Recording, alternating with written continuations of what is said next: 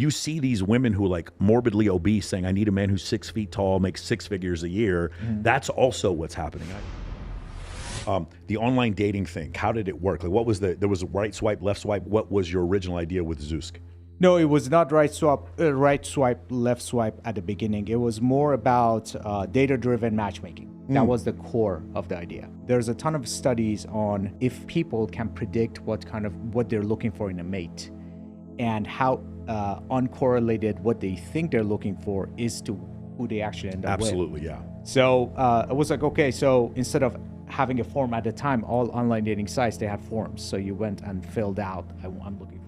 So we were like, none of that. So let's just take your data, who you approach, who approaches back to you, and then put that in a model and just try to predict who's the best match for you. Wow. So we called it behavioral matchmaking. So, incredible. Yeah, we were Very kind cool. of pioneer in that.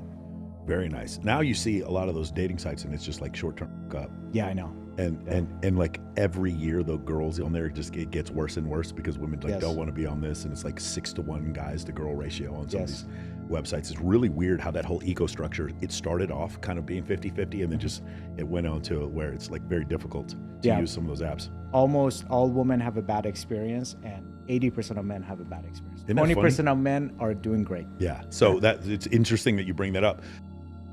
100% of women go for 20% of men. Only 20% of them make it with a top 20 man. So the remaining 80% have to settle for the top 40 men, but only 20% of them make it. So the remaining women then go for the top 60 men. You get the drill. It's a trickle-down mating.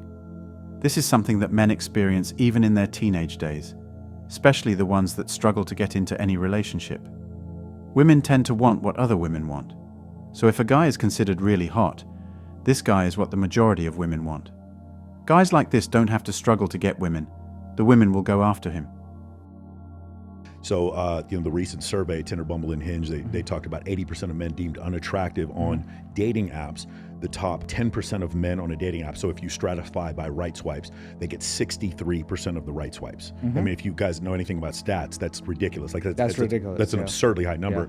The top 20% get 83%. So that's 1.5 standard deviations that go to 20% of men. Right. But when you compare it to women, or when you compare it to men, the top 63% of right swipes for men go to 43% of women. So men do still have a little bit of inflation. So like if you live in San Diego or Los Angeles, a girl who might be an 8 in Waco, Texas is like a 6 in Las Vegas. For sure, you're gonna have a little bit of that. But for the most part, men find 5s to be 5s, 6 to be 6s, 7s to be 7s, whereas women finds 8s to be 5s, 7s, 9s to be 7s, and there's only one 10. It's Drake and like Chris Hemsworth. Those are the only 10s that exist, right? Women are spoiled for choice and will only swipe right on the best. There are far more men than women on the apps. Even a below-average woman can have dozens of matches in a day. Tinder statistics show the women see 80% of guys to be below average. They only swipe right about 10% of the time. The women believe they deserve the best of the best and won't settle for less. They are victims of their own egos. Then there's the top 10, 20% men based only on their picture and looks. These are the only guys the women are swiping right on. These are the guys 80% of the women are sleeping with. They are only there for fun because they have options and feel no need to be locked down in a relationship. Men will sleep with almost any woman. So an 8 man will sleep with a 5 woman. He will not date a 5 woman, however. But the 5 woman believes she can get an 8 man because one banged her, and now she feels as if she is too good for an average guy. Women are overvalued themselves because of this. It's one of these things where social media has made it to where a lot of women, where they date one movie star and then eventually, or they sleep with one movie star and then they compare every man they date to that because they had access to it because of social media. I was reading somewhere at 6,000 swipes to get one date for a woman, some crazy number like that. And the vast majority of women on these dating apps are not even going on dates. They're just doing it for attention or to get people to go down their own funnel so that they can get subscribers. Women go on dating apps for attention, validation, and to go on dates just to take cool pictures for the gram. Some even defraud men of their hard-earned money on dating apps.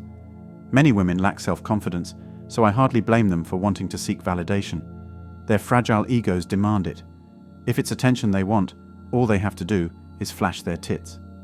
That would work even if they have the goods, and even if they don't.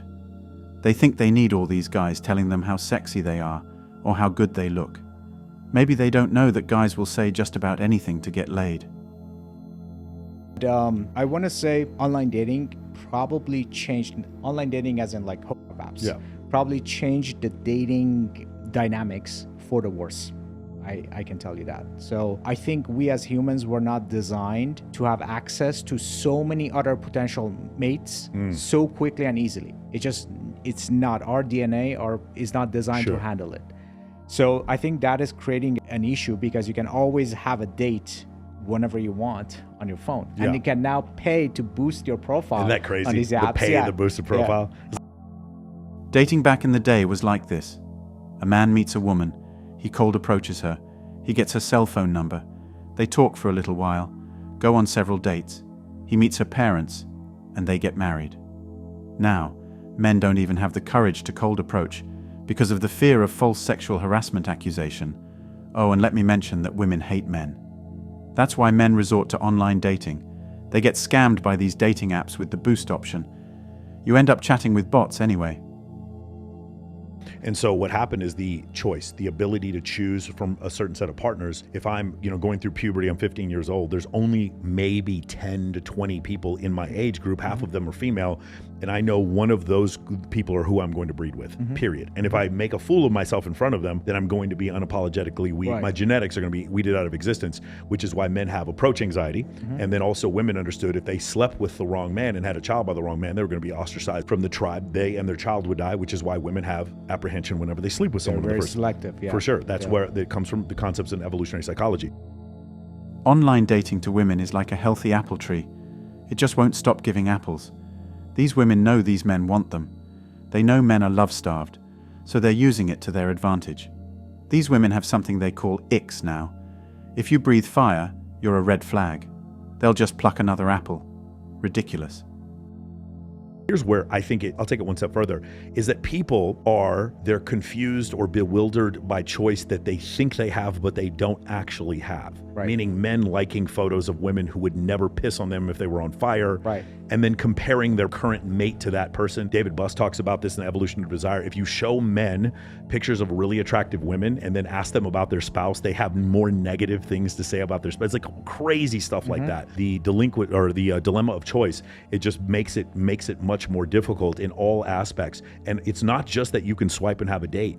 Even if you can't, you see these women who are like morbidly obese saying, I need a man who's 6 feet tall, makes 6 figures a year. You understand what I'm saying? Like they're doing that kind of stuff. And then men sitting there complaining about women, and these men haven't had sex in like 4 or 5 years. That's also what's happening. And I think the online dating has made that a problem as well. It is a huge problem. I'm sure we're all familiar with the 3 6s. Nothing bad with wanting a high-value man, but are you high-value yourself? Because of dating apps, these obese women think they actually have a chance to nab a high-value man because the numbers are in their favor. That's why 80% of men in the lower end of the spectrum don't get any form. Dating apps create delusional women. Anyway, that's all for today on Manhood. Don't forget to smash the like and subscribe buttons, and also click on the notification bell to be the first to know when I drop a new video. If you find value in my videos, you can show your support through PayPal or Cash App. The links are in the description. See you next time. Cheers.